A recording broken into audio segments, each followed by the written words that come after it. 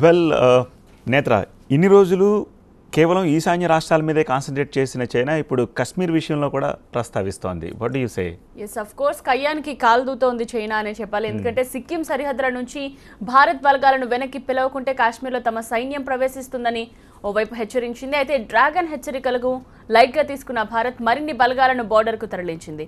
ఇప్పట్లో డోక్లామ్ ఏరియా నుంచి సైన్యాన్ని వెనక్కి రప్పించే అవకాశాలు లేవని రక్షణ శాఖ స్పష్టం చేసింది.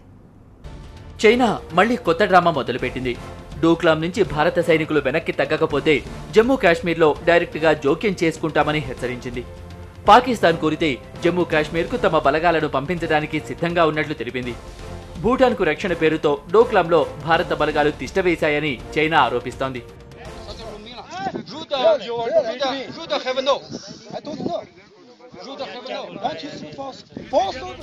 సిక్కిం సరిహద్దుల్లోని డోక్లాంను భారత్ ఆక్రమించిందని చైనా తప్పుడు ప్రచారం చేస్తోంది. అంతేకాదు నేపాల్, భూటాన్ దేశాలకు లక్షలాది మంది భారతీయులు వలస వెళ్లారని, రెండు దేశాల్లో అస్థిరతకు భారత్ కారణమని నిందిస్తోంది. నేపాల్, భూటాన్ ప్రభుత్వాలు అప్రమత్తంగా వ్యవహరించకపోతే సిక్కింను ఆక్రమించినట్లు ఆ రెండు దేశాలను కూడా భారత్ ఆక్రమిస్తుందని హెచ్చరిస్తోంది. గత కొద్ది రోజులుగా సిక్కిం సరిహద్దుల్లో డ్రాగన్ కవింపు చర్యలు కొనసాగుతున్నాయి. చైనా బెదిరింపులకు భయపడని భారత్ మరిన్ని బలగాలను అక్కడికి తరలించింది. డోక్లాంను ఖాళీ చేయాలని డ్రాగన్ దేశం బెదిరిస్తున్నా భారత్ లెక్క చేయటం లేదు. భారీ బలగాల మోహరింపుకు తోడు తూటాలా పేలుతున్న మాటలు పొరుగు దేశాల మధ్య హీట్ పెంచుతోంది. దీంతో మున్ముందు ఏం జరుగుతుందన్న ఉత్కంఠ రేగుతోంది. డోక్లాంలో భారత బలగాల మోహరింపుపై రెండు దేశాల మధ్య మాటల యుద్ధం కొనసాగుతుండగానే డ్రాగన్ మరో అడుగు ముందుకేసింది. భారత్లో జాగ్రత్తగా ఉండండంటూ ఆ దేశ పౌరులకు సూచిస్తోంది. ఇండియాలో ఎక్కడ పడితే అక్కడ తిరక్కండి అంటూ సేఫ్టీ అడ్వైజ్లను జారీ చేసింది. వీలైతే వెనక్కి రావాలంటూ చెప్పడంపై అనుమానాలు వ్యక్తమవుతున్నాయి. అసలు చైనా ఏ కారణంతో సేఫ్టీ అడ్వైజరీ విడుదల చేసిందన్న దానిపై క్లారిటీ లేదు. భారత్లో నివసిస్తున్న చైనీస్ బయటకు వెళ్లేటప్పుడు జాగ్రత్తగా ఉండాలని, వెంట ఐడీలు తీసుకెళ్లాలని తెలిపింది. అంతేకాదు భారత్ చట్టాలకు అనుగుణంగా నడుచుకోవాలని తెలిపింది. తాజా ఉద్రిక్తతల నేపథ్యంలో భారత్లో చైనీస్కు ముప్పుందా, లేక అలా ఉన్నట్లు భయం క్రియేట్ చేస్తుందా అన్న వాదన వినిపిస్తోంది.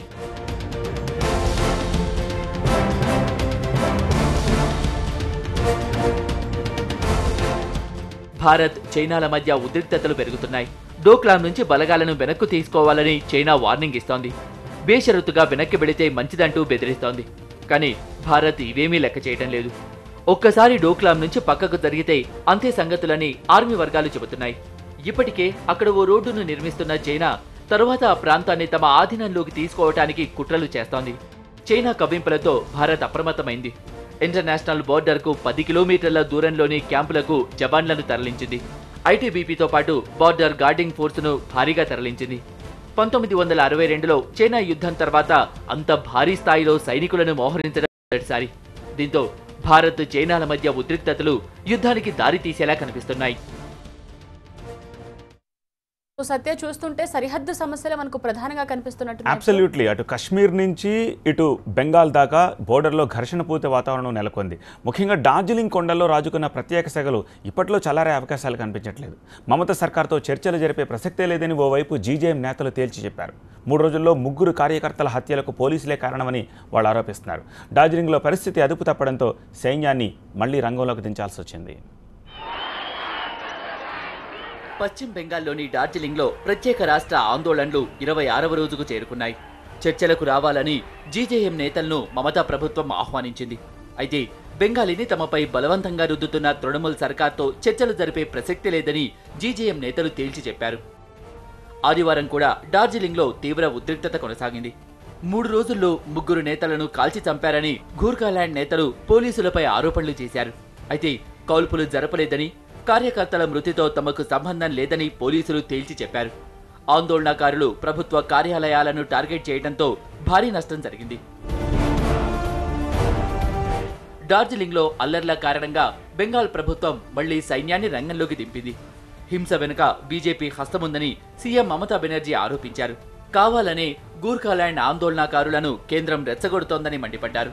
తమ సర్కారును అస్థిరపరిచేందుకు కుట్ర చేస్తున్నారని ఆరోపించారు. మరోవైపు గూర్ఖాలాండ్ సెగలు ఢిల్లీని తాకాయి.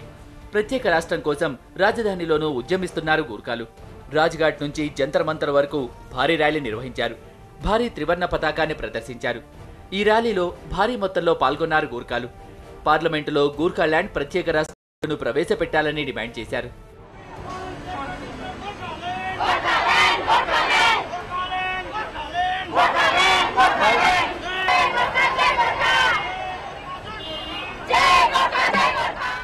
నెల రోజులుగా డార్జిలింగ్ రావణ కష్టంగా రగిలిపోతోంది.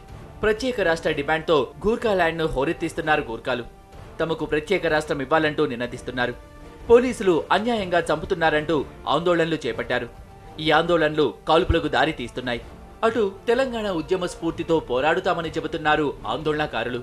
తుది శ్వాస వరకు పోరాడి ప్రభుత్వాల తల ఉంచుతామని చెబుతున్నారు. డార్జిలింగ్ పరిస్థితిపై కేంద్ర హోంశాఖ దృష్టి సారించింది. ప్రధాని మోదీకి ప్రత్యేక నివేదికను కూడా హోంశాఖ సమర్పించింది. రైట్. చినికి గూర్ఖాల్యాండ్ ఉద్యమం కూడా ఒక పెద్ద సమస్యగా పరిణమించే అవకాశం కనిపిస్తోంది. ఇక పక్క రాష్ట్రం విషయానికి వద్దాం. బీహార్లో ఇప్పటి వరకు శత్రువులు మిత్రులయ్యారు, ఇప్పుడు మళ్ళీ మిత్రులు శత్రువులుగా మారే అవకాశం కనిపిస్తోంది. ఏమంటావు? డెఫినెట్ గా మీరు చెప్పింది కరెక్టే. ఎందుకంటే బీహార్ రాజకీయాలు మళ్లీ వేడెక్కాయి. తన నివాసంలో సిబిఐ సోదాలపై సీఎం నితీష్ నోరు మెదపకపోవడంపై లాలూ యాదవ్ ఆగ్రహంతో ఉన్నట్టు సమాచారం. అలాగే ఆర్జేడీ ఎమ్మెల్యేలతో నేడు లాలూ అత్యవసర సమావేశాన్ని కూడా ఏర్పాటు చేస్తున్నారు. సో నితీష్ సర్కార్లో కొనసాగాలో లేదో ఆయన తేల్చుకునే అవకాశం కనిపిస్తోంది. బీహార్లో మహాకూటమి ఉంటుందా, కుప్పకూలుతుందా? దీనిపై సస్పెన్స్కు అతి త్వరలో తెరపడనుంది.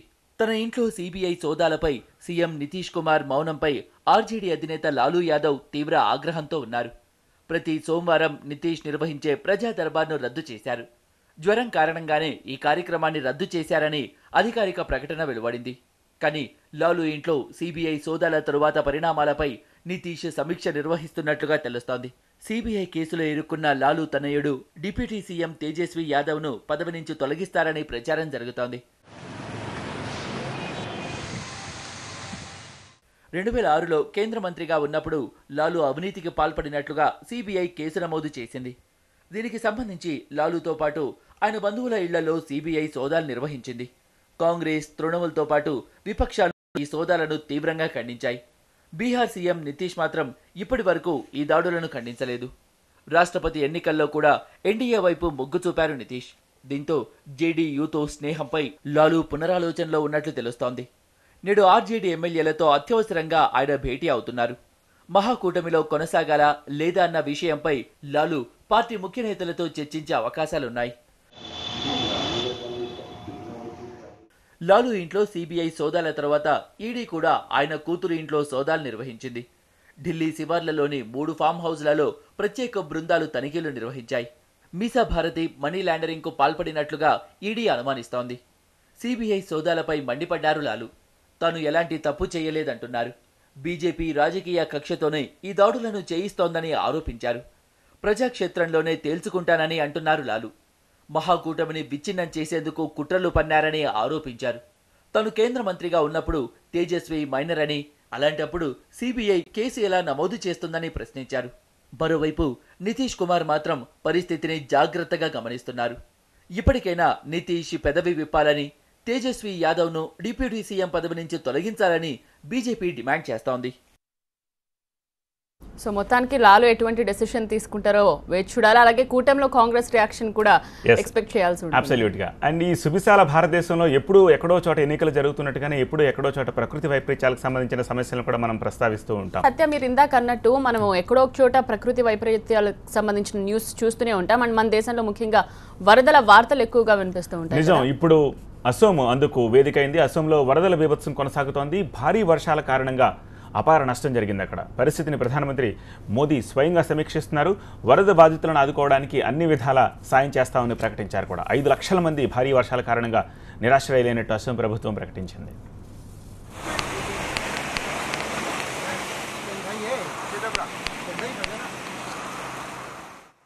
ఈశాన్య రాష్ట్రాల్లో వరదలు జనజీవితాన్ని అస్తవ్యస్తం చేస్తున్నాయి. అసోంలో గత 10 రోజులుగా కురుస్తున్న భారీ వర్షాలు అపార నష్టాన్ని మిగిల్చాయి. దాదాపు 1100 గ్రామాలు నీట మునిగాయి. బ్రహ్మపుత్ర నది ప్రమాద స్థాయిని దాటి ప్రవహిస్తోంది. లక్షలాది మందిని అసోం ప్రభుత్వం సురక్షిత ప్రాంతాలకు తరలించింది.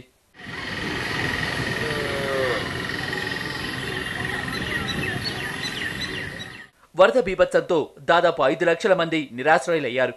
అసోం ప్రభుత్వం వరద బాధితులను సహాయక శిబిరాలకు తరలించింది.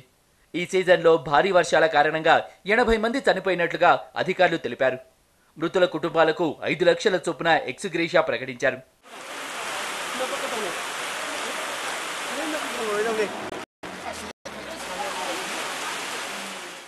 అసోంలో వరదల పరిస్థితిని ప్రధాని మోదీ స్వయంగా సమీక్షించారు. సీఎం సోనోవాల్తో ఆయన ఫోన్లో మాట్లాడారు. కేంద్రం అసోంను అన్ని విధాలా ఆదుకుంటుందని హామీ ఇచ్చారు. ఇప్పటికే సహాయక చర్యల్లో ఆర్మీతో పాటు ఎన్డీఆర్ఎఫ్ బృందాలు కూడా పాల్గొంటున్నాయి.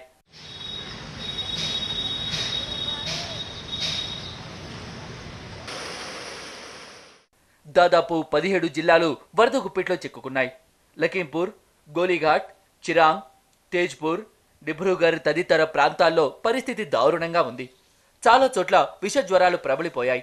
దీంతో ప్రభుత్వం వరద బాధితుల కోసం మెడికల్ క్యాంపులను కూడా ఏర్పాటు చేసింది.